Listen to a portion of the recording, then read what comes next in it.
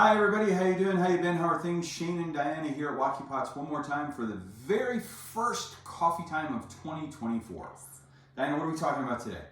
Alrighty, well, we're gonna talk about how many pieces we made last week. A gazillion.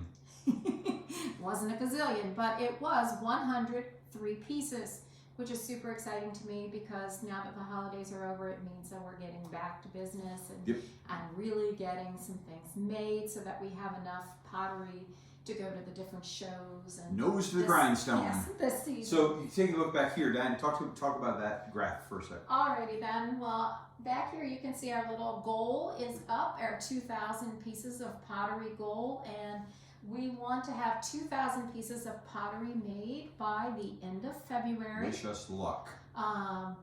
Right now we did 103 pieces last week. We should shoot for 200 this week. So I don't know, we'll see. But you know, when I taught school, I had this one poster in my room that said about shoot for the moon. What was it? Shoot for the moon and even no. Yeah, shoot for the moon, and even if you miss, you'll land among the stars. Yeah, so that's kind of our goal here. You know, we're shooting for 2,000 pieces of pottery. Whether we truly make it or not is not the point.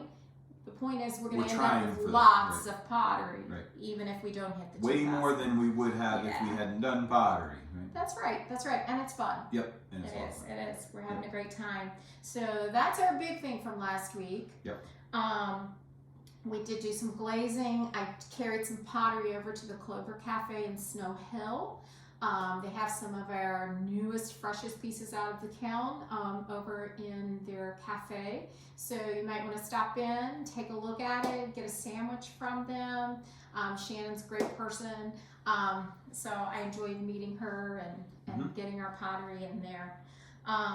We had our mug and heart wall pocket classes yesterday, in fact. Yeah, it was a busy day yesterday. We had two classes in one day. We don't normally do two classes in one day, but it was so much fun.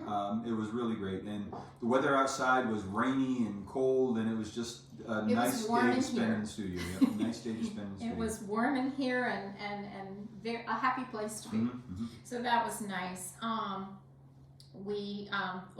One of the things from last week actually brings me to what were some of your favorite things from last week, because you went last week for your Raku workshop. Right. Last week was a big week for me personally. I signed up for a workshop on Raku pottery at Amused Studios in Fruitland. If you get a chance, check those guys out. Rob and Sarah are fantastic teachers, and they took me through the process of making pottery specifically for the purpose of Raku. And a few days ago, my pots went into Raku kiln, and this is how they came out. They're beautiful. The great thing about Raku pottery is when it comes time to glaze it, the time required is very, very short. And it inspired me so much that I am definitely building a Raku kiln. In fact, I'm probably going to be doing it this week. Two of the pieces that are on the little roundabout here were made with horsehair that came from my daughter Carolyn's horse Magic. It came from her specifically, and any little lines that you see on this pottery were caused by Magic's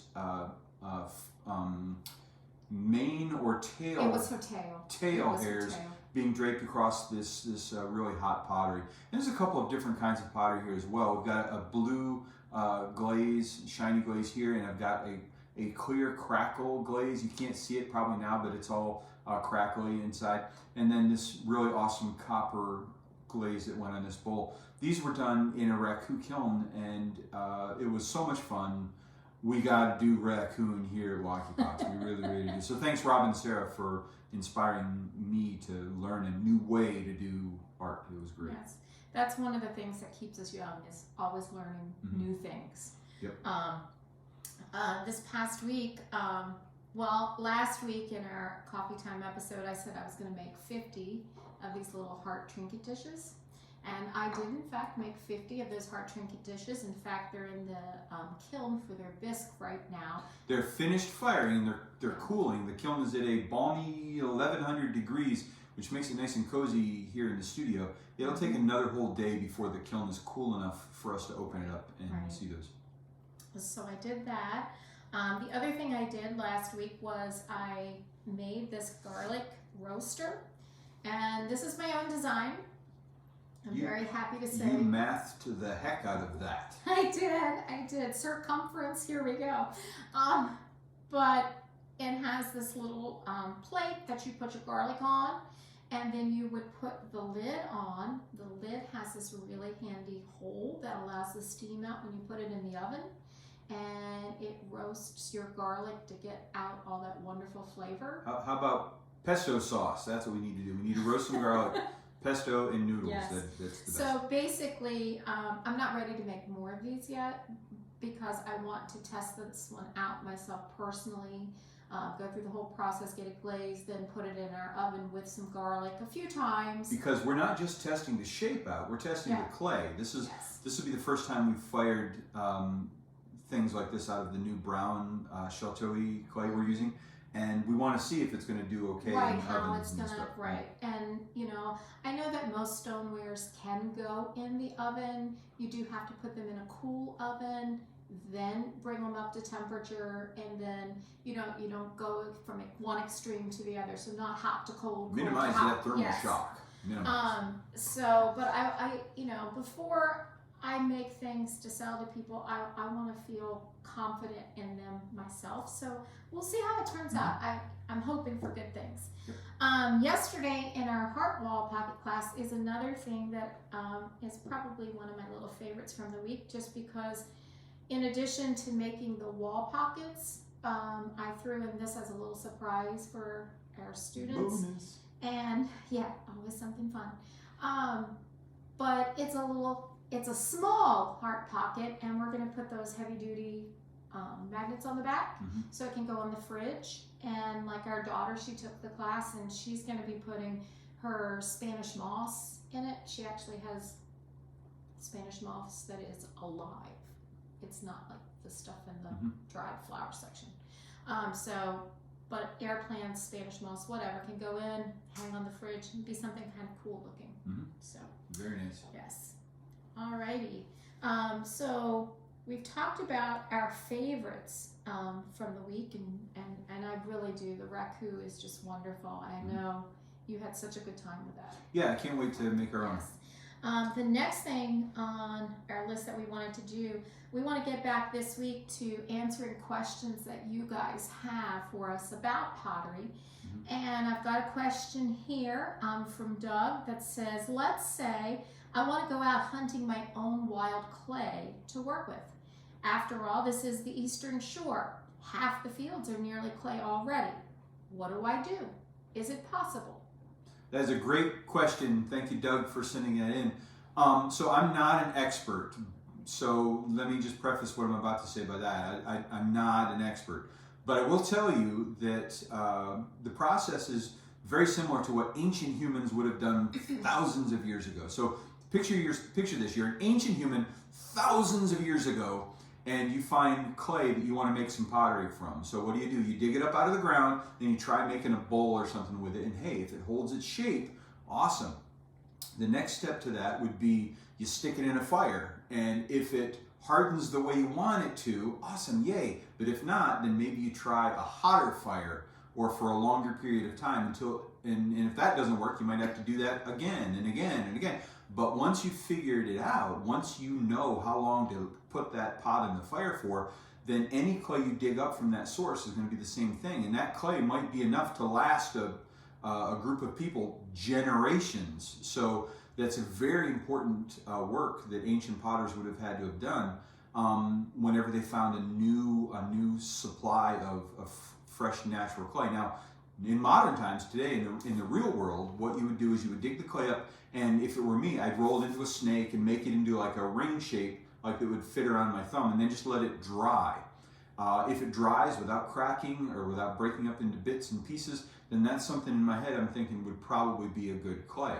So the next step would be to take a sample of that clay and separate out the organic material by putting the clay in a bucket of water and letting all those organic sticks and twigs and stuff would be in the clay. Let all that float up to the top and then That separate makes it out. sense, Yep. because it would be difficult to work with some of those pieces in it. Yep. And the organic stuff would burn off in the kiln. It really would, but it would leave vacuums and cavities inside the clay that would be difficult to work with. So you get all the organic material out, and then you make small shapes with it, little tiny bowls or cups or something. Once you have made those things, then you put it in a test fire of a kiln to figure out the correct cone temperature for getting it to the stages that you need the pottery to get to. Now, clay by itself is not waterproof or watertight. When you make something out of just raw clay, if I drop this in a bucket of water, it just dissolves. We needed to get to the sintering stage where the clay is sintered, and that's what our bisque firing does. When clay is sintered, it has gotten hot enough that the clay changes chemical properties, physical and chemical properties, so that the clay is durable and it is waterproof. And it'll absorb a liquid, but it will not dissolve in that liquid. Right. Because right now this will dissolve. This will totally if dissolve. we That's put right. it in a bucket Yep. of water. But something like your gnomes over here have been bisque fired, and I could put that in a bucket of water, and it'll still be there 1,000 years from now, right? Yeah, But- it's still going to be a no. Right, still be a no. So once the clay is sintered, you got to figure out at what temperature that is. And the way to do that is we have these things called test cones. So you put it in a kiln, and you start at what you think is probably a lower temperature and cone that you need, and then you go up from there. Now it's important to note that you're going to hear us use words like cone. Cone is thermal work over time. So think of it as temperature, but not for just a moment. It's temperature over a span of time. It might be 1,300 degrees at 10 minutes or whatever, and that gives you a cone value. So you figure out the cone value in order for the clay to be bisque, in order for it to be sintered. And then you have to do the same process to figure out the cone value for when the clay is vitrified. That's when not only is it durable and it won't break apart as you're working with it, but then that's the point at which it's watertight. And even if this was not glazed, if it was vitrified, then it would still hold water and it would not leak water out of it. But once you know at what cone temperature the clay is vitrified, then you apply glazes to the outside that vitrify at the same cone temperature, and then you're off to the races. Then you're off and running. You know how hot and for how long the clay has to sit in a fire, and then you know, because you know that, you apply the glazes that have the same values, and that's it. It really comes down to science and experimenting. But once you've done that experiment, then you know that data can be used for all of the clay in that deposit. So you might have thousands of pounds of clay to work with. It might take you a lifetime to go through it, and you still might not. Wow. But once you've done that process, then you're in business. And hopefully, Doug, that answers your question. I don't know if it does or not, but keep those questions coming because they make us think about what we're doing. And knowledge is power, right? Yes, it definitely is. And learning keeps us young, and so that's a good thing. That's right. I'm 7 years old, believe it or not. Okay, what else? Alrighty then. Well, we've talked about our question now, and so this coming week, we got to talk about this coming week. Last week, my goal was the 50 heart trinket dishes. This coming week, I'm going to be doing 50 spoon rests. So that's my small item, but lots of the small item. We need those small items, though. We Yes. really do. We're got to do some glazing for this bisque load that's in the kiln.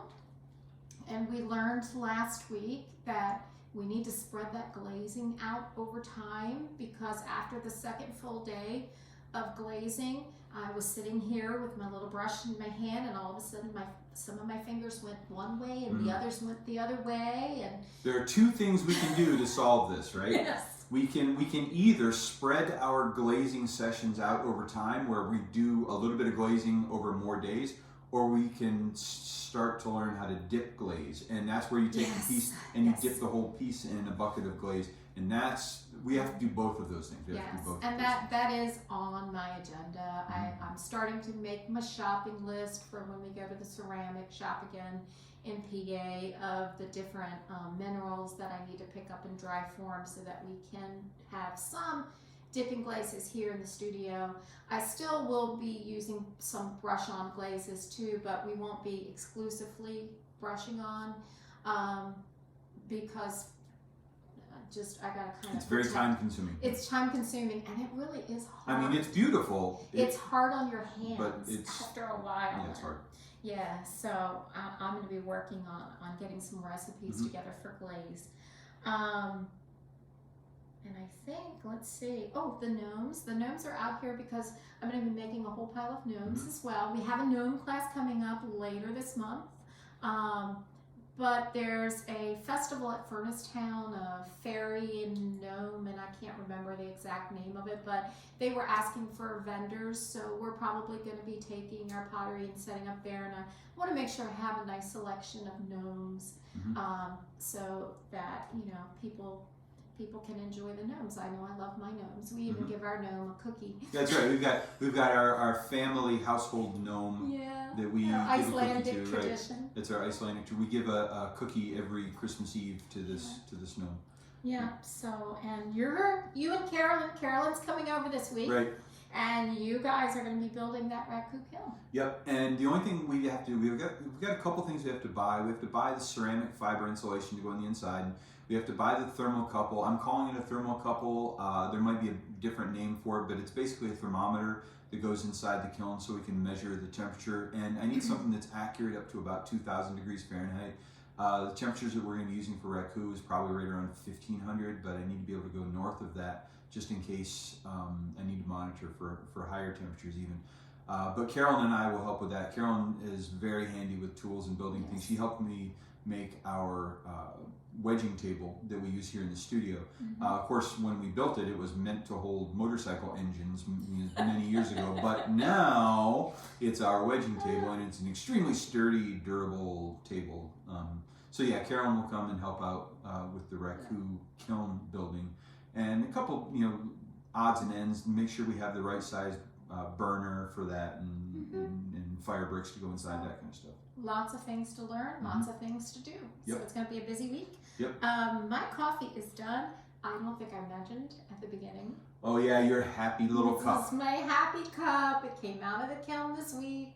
And no, this isn't for sale. This is mine. NFS. Sorry, folks. Now, it is a 6 ounce, so yes, it's a wonderful teacup, but our Keurig does 6 Yeah, ounces. you can totally make a cup out of it. And it was, I still had plenty of space with that 6 ounces in it, but, and it makes me so happy. And when I finish, if you can see the inside, it's that beautiful marigold yellow. Yep. It's just so happy. Now, I can't help but smile at it. like my cup. I don't love my cup. So this came out of last week's kiln load. Also, it's going to be for sale. I am on a quest to make the perfect coffee cup. I have not gotten there yet, but I'm inching in towards that. I'm getting there. Eventually, I'll have made the perfect cup that won't be for sale. You have very specific I'm picky. criteria. I'm very picky. Very picky. Yes. Yep. So, but it's all good. But I think we've covered everything for this. Okay. All right, guys. So that wraps up our very first coffee time of 2024. Lots of things going on in the future. Please follow us on Facebook and Instagram if you don't already. And for now, toodaloo, TTFN, ta-ta for now. Take care. See you later. Have a fantastic day, no matter where you're at. Bye, everybody. Bye, guys.